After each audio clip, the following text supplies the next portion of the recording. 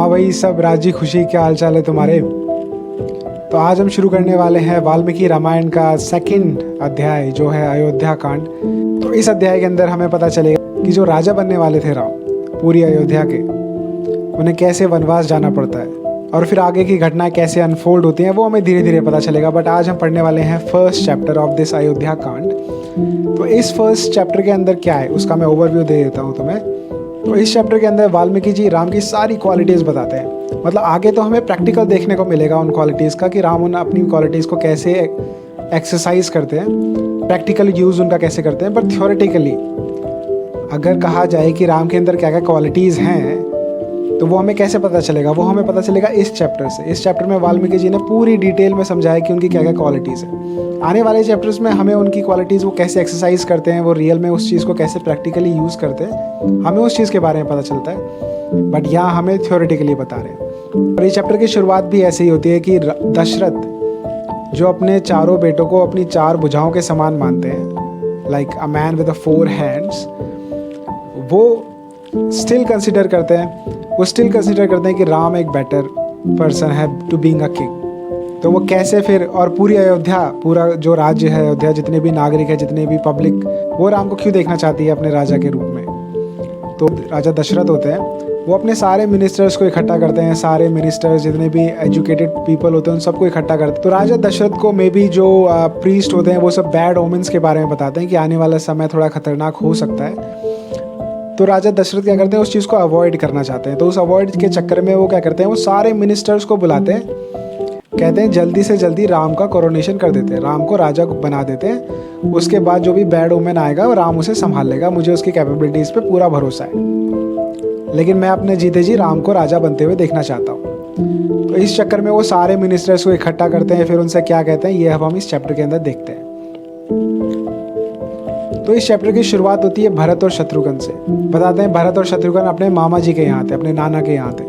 केकया राज जो होता है, केकई जो उनकी माँ है, उनका जो राज है केकया, वहाँ ये दोनों अपने नाना के पास होते हैं और उनकी खूब खातिरदारी होती है, दोनों भाइयों की खूब मजे ले रहे होते हैं अपने फैमिली पे वहाँ पे। लेकिन राजा दशरथ इन्हें फिर भी स्टिल मिस कर रहे होते हैं कि मेरे 2 बेटे दूर हैं मुझसे, घर से दूर है। और भरत और शत्रुघ्न वो दोनों भी घर को इक्वली मिस कर रहे होते हैं। मतलब मेरे लिए ये पढ़ना स्ट्रेंज था क्योंकि जब मैं जाता था नाना नानी के यहाँ तो मेरे को तो घर की याद नहीं आती थी, to be very honest. But ठीक है, उनको आ रही है तो इट्स अ गुड फैमिली। और राजा दशरथ भी अपने चारों बेटों को इक्वली प्यार करते हैं। वो मानते हैं कि जैसे एक इंसान, जैसे किसी की 4 भुजाएं हों, जैसे उन्हें अपने हर हाथ से उतना ही प्यार होता है, ऐसे मान लो राजा दशरथ के 4 हाथ हैं, ये 4 बेटे हैं उनके, तो वो इक्वली प्यार करते हैं अपने चारों बेटों से। लेकिन फिर भी वो राम को थोड़ा अलग मानते हैं। ऐसा क्यों, उनकी क्वालिटीज़ अभी आगे बता रहे हैं कि क्यों वो राम को ऐसा अलग मानते हैं। जो पहली क्वालिटी बताई राम जी की वो ये थी कि he is always soft spoken and he is always at peace in his mind. कभी भी कोई कितना भी बुरी तरीके से उनसे बात करे वो हमेशा सॉफ्टली ही बात करते थे। और राम जी का ब्रेन ऐसा था कि मान लो अगर कोई उनसे हल्का सा भी प्यार से बात कर ले तो वो उस चीज़ को वो हमेशा याद रखते थे कि इसने मुझसे प्यार से बात करी थी।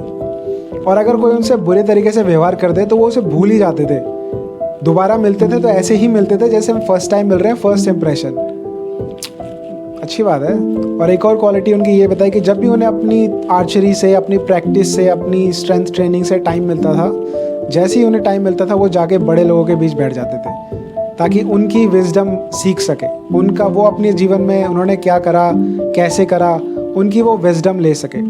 तो जैसे ही उन्हें मतलब ट्रेनिंग हो गई, आर्चरी हो गई, एजुकेशन हो गई, उसके बाद वो सीधा भागते थे बड़े लोगों के पास, एल्डरली लोगों के पास जिन्होंने कुछ अचीव किया होता था, ताकि उनकी जाके विजडम ले सके, उनकी बातें सुन सके, उनके तौर तरीके सीख सके कि उन्होंने अपनी ज़िंदगी कैसे जी थी। जैसे तुमने ब्रिगेडियर शेखावत का अगर वीडियो देखा हो तो वो साफ कहते हैं कि एनडीए के अंदर हमारे जो उस्ताद थे उन्होंने हमें डेवलप किया, उन्होंने हमारे अंदर वो क्वालिटीज़ डाली, हमारे अंदर वो क्वालिटीज़ ठोकी कि हम वो इंसान बन पाए, क्योंकि हम अपने इंस्ट्रक्टर को देखते थे, वो हमें जो बताता था हम वही सीखते थे। तो भाई जब कोई एक्सपीरियंस बंदे के साथ तुम रहते हो तो उनकी वर्च्यूज़ तुम्हारे अंदर आती हैं। तो वही सेम चीज़ राम भगवान भी कर रहे थे। और राम जी बहुत सॉफ्टली बात करते थे, बड़े प्यार से। मतलब अगर तुम उन्हें, वो फर्स्ट पर्सन होते थे जो टॉक इनिशिएट करते थे। ऐसा नहीं कि कोई सामने वाला आएगा मैं तभी बात करूँगा, अपने आप को बड़ा नहीं समझते थे। वो जाके खुद से ही टॉक इनिशिएट कर देते थे कि हाँ भाई राम राम है ऐसे करके। और भले ही वो अब तक जैसे राक्षसों को मार चुके थे, मरीच को, सुबाहु को, ताड़का को मार चुके थे, इतनी ताकत दर्शाने के बाद भी वो कभी भी उसका एरोगेंस नहीं आता था उनके अंदर। वो हमेशा प्यार से ही बात करते थे। तो ये भी one of the good qualities है यार। और राम जी कभी भी झूठ नहीं बोलते थे, काफ़ी नॉलेजेबल थे, हर चीज़ सीखने के लिए क्यूरियस रहते थे और अपने बड़ों से प्यार से बात करते थे, उनकी रिस्पेक्ट करते थे। और पूरी अयोध्या इसलिए उनसे प्यार करती थी और वो भी पूरी अयोध्या से प्यार करते थे। उनके अंदर कंपैशन भी था, उन्होंने अपने एंगर को कॉन्कर किया हुआ था। मतलब तुमने सोचा है कि अपने एंगर को, अपने इमोशंस को कॉन्कर करना कितना टफ होता है। कोई ना कोई सिचुएशन ऐसे ही आ ही जाती है जब तुम्हें गुस्सा आ जाता है। बट सपोज कोई ऐसा पर्सन जो अपनी एबिलिटीज़ को इतना जानता हो, अपनी बॉडी को बायोलॉजिकली इतना जानता हो कि जब भी उसके अंदर एंगर आए वो उस चीज़ को वहीं कंट्रोल कर लेता था। उसको कॉन्कर कर लिया था। उन्हें पता था कि इस बात से अब मुझे गुस्सा आने वाला है, तो वो गुस्सा जब पता चल गया कि वो आने वाला है तो वो ख़त्म हो जाता था। तो इतनी सेल्फ अवेयरनेस भी होना काफ़ी अच्छी चीज़ है, जो कि मतलब बहुत मुश्किल होता है अपने आप में करना। कोई अपने भूख के ऊपर कॉन्कर करता है, कोई अपने एंगर के ऊपर, कोई अपने लस्ट के ऊपर। तो कंट्रोल करना बहुत मुश्किल होता है, क्योंकि ये चीज़ें बहुत बेसिक इंस्टिंक्ट है, ये आ ही जाते हैं। जैसे परशुराम का तुमने सुना, उन्होंने इतनी बार पूरी धरती से क्षत्रिय मिटा दिए। क्यों? Because of anger, rage. वो कंट्रोल नहीं कर पाते थे, उन्हें पता ही नहीं था कि रुकना कब है ना। But Ram is different, he has conquered his anger. और एक और क्वालिटी उनके अंदर ये थी कि वो अपनी सोसाइटी के अंदर सबकी प्लेस जानते थे कि किसको कैसे ट्रीट करना है। मतलब बुरा तो ट्रीट करना ही नहीं है किसी को, बट किसको कितनी रिस्पेक्ट देनी है, कितना करना है, वो सब उन्हें नॉलेज थी। एक और क्वालिटी राम की वो बताई उन्होंने कि वो ऐसा कोई काम नहीं करते थे जो बेनिफिशियल ना हो। मतलब ये मान लो कि टाइम पास के लिए जो जैसे बकवास कर लेते हैं अपन, गेड़ी मार लेते हैं, ये सब नहीं। वो एक्शन नहीं करते थे जो बेनिफिशियल ना हो। अगर तुम्हें गेड़ी मारनी है, इसकी जगह खेल लो, तुम्हारी बॉडी की एक्सरसाइज हो जाएगी, तुम्हारा माइंड ब्रेन, तुम्हारा बॉडी ब्रेन कनेक्शन बन जाएगा। ठीक है, गेड़ी मारने की जगह तुमने कुछ और कर लिया, गप्पे मारने की जगह डिबेट कर ली, है ना।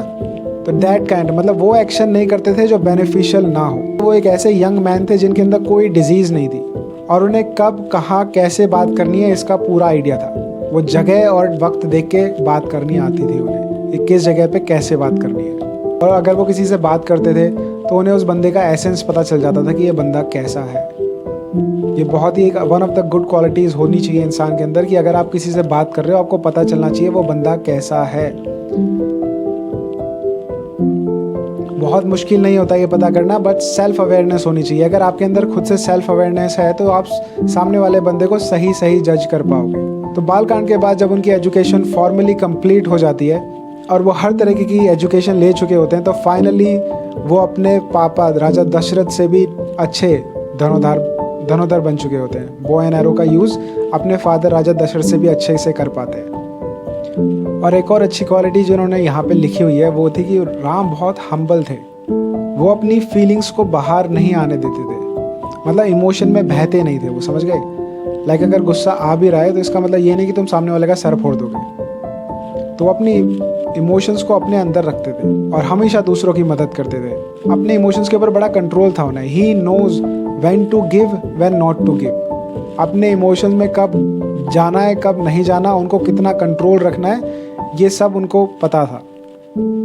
और इसमें यह भी लिखा है कि राम को साइंस की थ्योरी और प्रैक्टिकल दोनों की नॉलेज थी और उन्हें इंसानों के बीच फ़र्क करना आता था। और उन्हें बहुत अच्छी समझ थी इंसान के अंदर, अगर दो लोग लड़ रहे हैं तो उन्हें पता है किसको बचाना है किसको नहीं बचाना है। और राम को इकोनॉमिक्स की भी बड़ी नॉलेज थी। उन्हें पता था कहाँ पैसा डालना है कहाँ पैसा नहीं डालना, कहाँ से पैसा घूम के आएगा, कैसे पैसे से बनाना है। उन्हें इकोनॉमिक्स की भी बहुत अच्छी नॉलेज थी। और उन्हें जंगली हाथी जंगली घोड़ों को टेम करना भी आता था। भाई ये तो बड़ा मुश्किल काम होता है वैसे, किसी जंगली जानवर को टेम करना ना, उसे पालतू बनाना, उसे अपना सेवक बनाना, बहुत मुश्किल काम होता है। बट उन्हें ये भी करना आता था। इसकी भी एक पूरी नॉलेज होती है, एक पूरी साइंस होती है, पूरी स्टडी होती है और उन्हें ये भी करना आता था। तो राजा दशरथ जब इतनी सारी क्वालिटीज़ देखते हैं अपने बेटे के अंदर तो उन्हें लगता है कि क्या मैं अपने जीते जी इसको राजा बनते हुए देख लूँ। फिर इतनी सारी क्वालिटीज़ है इसके अंदर, इसको राजा बनते हुए क्यों ना देखूँ मैं। ये आइडिया उनको क्लिक करता है। फिर ये आइडिया उनको बार बार रिंग करता ही रहता है कि यार ये तो पूरी जनता भी इसको प्यार करती है, इतना अच्छा बच्चा भी है इसे इकोनॉमिक्स भी पता है, इसे सोशल स्टेटस भी पता है, बहुत अच्छा कमांडर भी है, इसको तो सब कुछ पता है, तो इसे राजा क्यों ना बनाया जाए। ये चीज़ बार बार उनको क्लिक कर रही होती है कि मैं जीते जी राम को देख ही लेता हूँ राजा बनते हुए। और इसी वक्त पे क्या होता है, जो राजा दशरथ के जितने मिनिस्टर्स होते हैं, जितने भी ऋषि वगैरह होते हैं, वो बैड ओमेंस के बारे में बताते हैं कि थोड़ा बुरा वक्त आने वाला है, थोड़ा वक्त आने वाला टाइम थोड़ा अच्छा नहीं है। फिर ये थॉट उनका और ज़्यादा स्ट्रांग हो जाता है कि भाई राम तो कैपेबल भी है और पूरी जनता भी उसे प्यार करती है और बुरा वक्त भी आने वाला है और मैं थोड़ा बूढ़ा भी हो गया हूँ, तो इससे अच्छा मैं राम को राजा बना देता हूँ, वो मुझसे अच्छे से इस पूरे टाइम को संभाल पाएगा। ये आइडिया उन्हें बार बार क्लिक करता रहता है। और एक बार कोई आइडिया क्लिक करने लग जाए किसी इंसान को, तो वो आइडिया कितना तंग करता है ना। फिर उस आइडिया को बाहर निकालना बहुत मुश्किल है। अगर कोई आइडिया तुम्हारे अंदर आ गया तो फिर तुम उस आइडिया के पीछे ही भागते रहते हो। मतलब ये जो लोग भाग पाते हैं उन्हें पता है ये चीज़ कि अगर तुम्हें घूमने जाना था आज, तो तुम्हारी हर चीज़ तुम्हें उसी तरफ पॉइंट करेगी। अगर तो कोई भी चीज़ आती है कि तुम्हें नहीं जाने दे रही है, तो तुम्हें उसके ऊपर गुस्सा आता है। लाइक घूमने जाना है तो जाना है ना। वो आइडिया एक बार आ गया तो उसको शांत करना, उसको निकालना बहुत मुश्किल है। तो यही चीज़ राजा दशरथ के साथ हो रही थी। उनके दिमाग में आइडिया आ गया था कि भाई पूरी प्रजा इसको प्यार करती है और ये कैपेबल भी है, तो इसको राजा बना ही देते हैं। अब उनसे वेट नहीं हो रहा कि जल्दी से जल्दी राम को राजा बना दो। तो राजा दशरथ फिर जल्दी जल्दी में क्या करते हैं, अपने आसपास जितने भी राज्य होते हैं उनके किंग्स को बुला लेते हैं। और बुरा वक्त आने में थोड़ा टाइम है, उससे पहले में ये जो अप्रोप्रिएट टाइम है, जो गुड ओमन वाला टाइम है, एक मुहूर्त निकाल के राजा बना देते हैं राम को। तो वो राजा जनक जैसे सीता जी के जो फादर साहब हैं उन तक नहीं पहुंचाते, जो राजा केकई भरत और शत्रुघ्न जहाँ होते हैं वहाँ तक नहीं पहुँचाते। उन्हें लगता है खुशखबरी है, ये तो बाद में भी पहुँच जाएगी, पर ये वक्त ज़्यादा इंपॉर्टेंट है, ये मुहूर्त ज़्यादा इंपॉर्टेंट है। तो इस वक्त में जितने भी राजाओं को बुलाया जा सकता है उतनों को बुला लेते हैं, फिर राम को राजा बना देते हैं। बाकी सब में हम ये सब चीज़ बाद में भी कर लेंगे, जो बाकी के जो दूर दूर है उन तक न्यूज़ तो पहुँच ही जाएगी। तो सारे राजा जितने भी इनवाइटेड होते हैं सबको बुलाते हैं सभा के अंदर। राजा दशरथ सामने बैठे होते हैं, सारे राजा ऐसे सामने लाइन से बैठे होते हैं साइड में, जैसा कि हमने टीवी सीरियल्स में देखा है। और राजा दशरथ फिर उनको एड्रेस करना स्टार्ट करते हैं। अब वो उनको क्या कहते हैं, कैसे कहते हैं, ये फिर आएगा नेक्स्ट चैप्टर में। ये फर्स्ट चैप्टर था अयोध्या कांड का, जिसमें हमें राम की क्वालिटीज़ देखने को मिली और हमें पता चला कि राजा दशरथ के दिमाग में कैसे ये आइडिया आता है कि राम को एज अ राजा हम बना दें अयोध्या का, और कैसे वो प्रिडिक्ट करते हैं कि एक बुरा वक्त आने वाला, और उससे पहले हम ये शुभ मुहूर्त ढूंढ के राम को राजा बना देते हैं अयोध्या का, तो राम संभाल लेगा वो चीज़।